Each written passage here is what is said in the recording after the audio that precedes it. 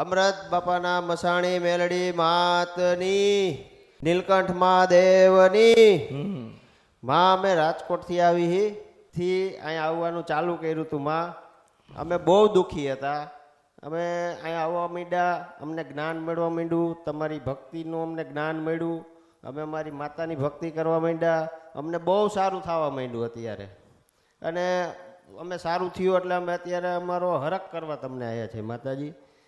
અને અમે બહુ દુઃખી હતા, બહુ દેણું થઈ ગયું હતું, 10-12 કરોડ રૂપિયાનું દેણું થઈ ગયું હતું અમારી ઉપર.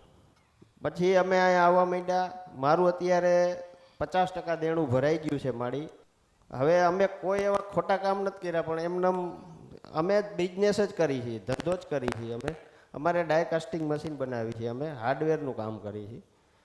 પછી અમે અહીંયા આવ્યા, પછી હવે અત્યારથી અમારું સારું માંડ્યું થવા પાછું, ધંધો ચાલુ થઈ ગયો. હા હા, શાંતિ થઈ ગઈ એમ. હા, માનતા નથી રાખી, પણ એમને અમે અહીંયા આવવા માંડ્યા હતા, હરખથી જ આવ્યા કે માતાજીનો રાજીપો કરીએ એમ. કે અમે કોઈ માનતા માતાજી પાસે કોઈ માગ્યું નહોતું, પણ અમે એમને અહીંયા આવતા હતા, અમને માતાજીએ શીખડાયું કે આમ ભક્તિ કરો, એટલે અમે ભક્તિ કરવા માંડ્યા. એટલે અમારું બધું સારું થવા માંડ્યું. અમે અત્યારે અમારા કુળદેવી માતાજીની 12 થી 4 ની વચ્ચે માળા કરી, ભક્તિ કરી, અને દર મંગળવાર રહી. અમે અત્યાર સુધી આવ્યા ત્યારથી મંગળવાર રહી છીએ ને ચાલુ જ છે અમારા મંગળવાર. પણ અમારું બધું સારું થવા માંડ્યું. માએ ભક્તિ શીખવાડી, ત્યાંથી અમારું બધું સારું થયું. બાકી તો અમે નકરા ભૂવા કરી લીધા. 50 લગભગ 1.5-2 કરોડ રૂપિયા તો ભૂવામાં નાખી દીધા. હા, એ ભાવિકોને એટલું કહેવા માંગુ છું કે આ સતની ગાદી છે, અહીંયા આને તમે કોઈ દિવસ મૂકતા નહીં, જો તમારે સુખી થવું હોય તો.